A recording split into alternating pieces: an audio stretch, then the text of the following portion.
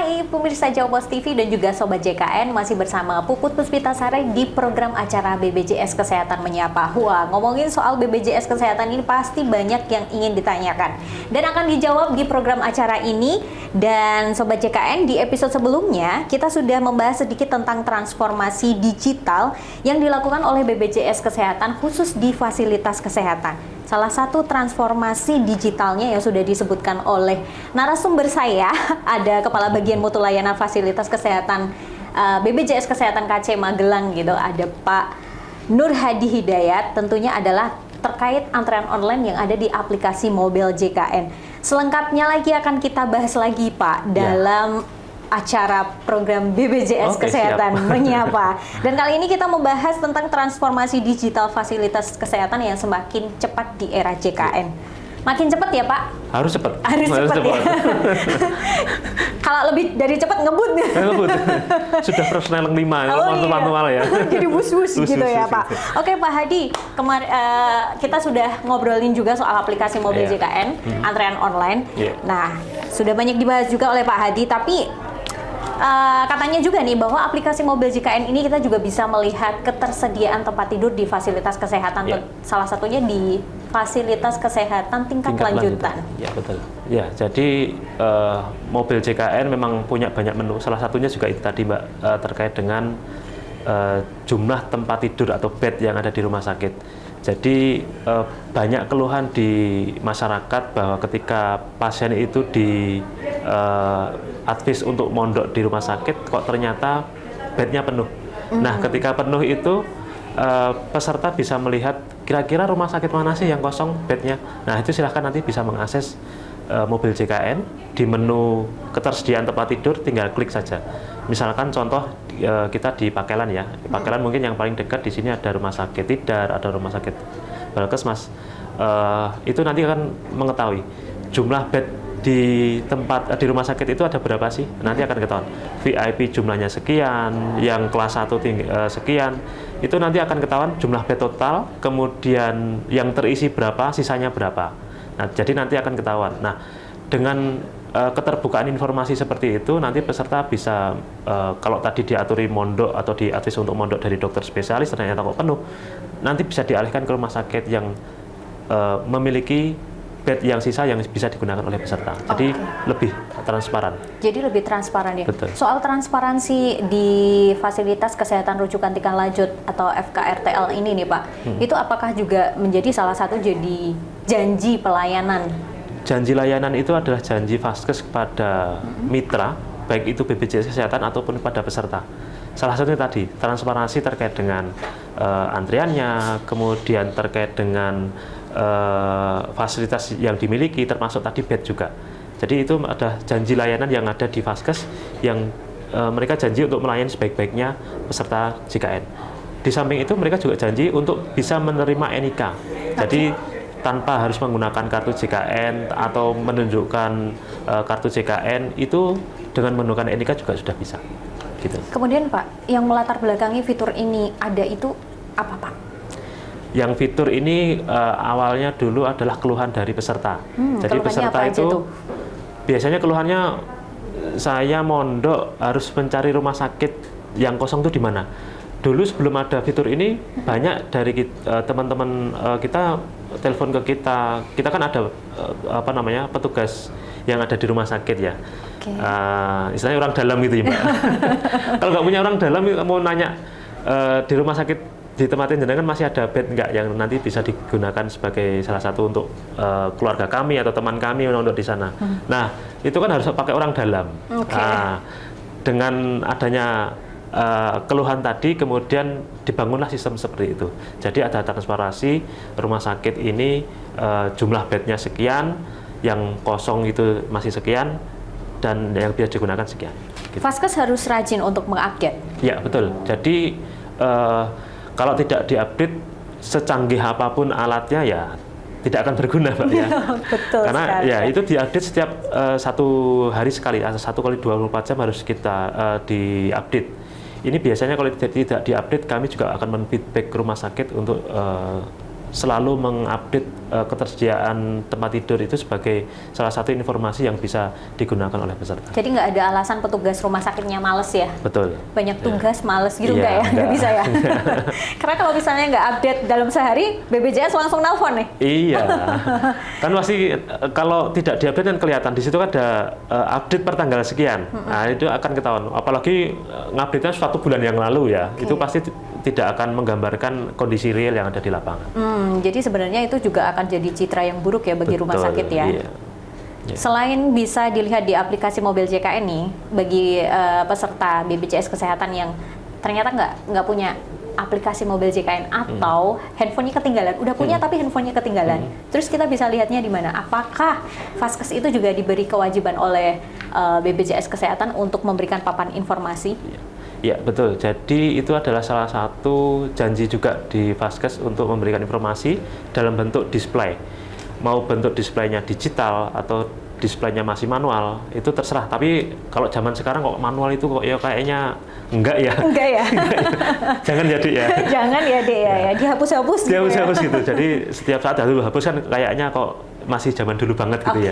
Nah itu sudah dalam bentuk display televisi seperti ini mungkin ya. Kemudian nanti ada informasi ruang VIP totalnya sekian, kemudian masih kosong sekian, itu sudah ada. Hampir sama persis ketika kita membuka mobil JKN. Mungkin kalau di rumah sakit lebih detail lagi karena mereka punya sumber data yang lain. Gitu.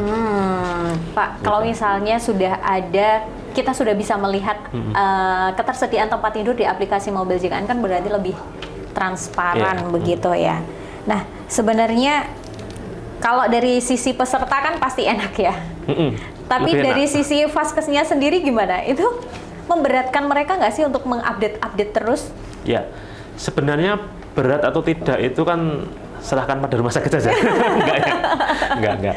Jadi berat atau tidak itu kan tergantung sistemnya dibangun. Jadi itu nanti akan terotomasi. Jadi tergantung nanti IT-nya menempatkan apa ya istilahnya Touch ID atau kliknya itu ketika klik pasien pulang berarti nanti sudah terotomasi untuk ruangan ini sudah bisa terbuka lagi. Jadi itu tergantung pinter-pinternya IT-nya membangun. Apakah mau ditampilkan sekalian ketika klik pasien pulang atau ketika klik pasien masuk nanti otomatis ruangannya berkurang 1 dan seterusnya. Jadi itu tidak kemudian harus dengan menu yang lain untuk mengupdate, itu tidak, Mbak. Jadi kalau sistemnya sudah bridging itu tinggal nanti penempatan titiknya tadi, kliknya itu tinggal di mana saja. Jadi effortnya tidak banyak. Ketika klik pulang ya sudah langsung nutup untuk nanti kamarnya tinggal membuka lagi jumlahnya. Berarti sekarang udah nggak ada ribut-ribut nih antara petugas pendaftaran Opnam dengan keluarga pasien ya Pak ya? Dengan adanya inovasi ini? Ya, kalau ribut mungkin masih ada Mbak, tapi sudah bisa diminimalisir ya. Jadi kalau dulu mungkin 10 ya, sekarang masih tinggal 4 atau 5 lah. Kalau 0 kayaknya kok ya bisa jadi, tapi masih ada beberapa keluhan. Biasanya kalau di mobil JKN memang belum bisa membedakan antara ruang itu khusus untuk laki-laki atau perempuan. Karena ada beberapa rumah sakit yang memang menempatkan posisinya seperti itu. Dan itu memang ada yang kayak gitu. Termasuk juga untuk kasus-kasus yang infeksius, non-infeksius. Itu juga belum bisa dibedakan. Jadi masih ada beberapa kendala terkait dengan ketersediaan tempat tidur. Berarti nantinya akan disempurnakan untuk fitur ini? Ya, tentunya ke depan pasti kita akan lebih baik ya. Ini menjadi jadi note bagi kami, juga bagi rumah sakit untuk kedepannya biar informasi itu bisa lebih setransparan mungkin untuk bisa terbaca oleh pasien. Siap. Di episode sebelumnya juga Pak Hadi sempat menyampaikan bahwa ada jadwal tindakan operasi ya. Betul. Mungkin bisa diulang lagi Pak. Iya. Tindak medis operasi itu kalau di rumah sakit yang dokter bedah itu kan hampir semua ada pasiennya, dan ruang tindakan operasi atau ruang meja operasi itu juga terbatas ya.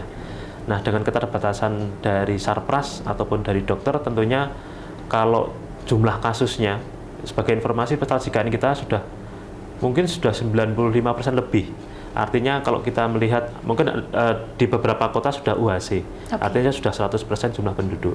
Artinya kesadaran untuk mengakses layanan kesehatan pun juga akan meningkat. Dengan peningkatan akses layanan di rumah sakit, tentunya yang dulunya takut untuk operasi, takut karena biaya ya. Kalau orang operasi mungkin kalau memang benar-benar sakit ya sudah pasrah gitu. Tapi kalau misalkan gitu ya. Kalau dengan biaya dengan adanya BPJS ini sudah bisa mengcover untuk pembiayaan, ya sudah biasanya langsung ke akses rumah sakit.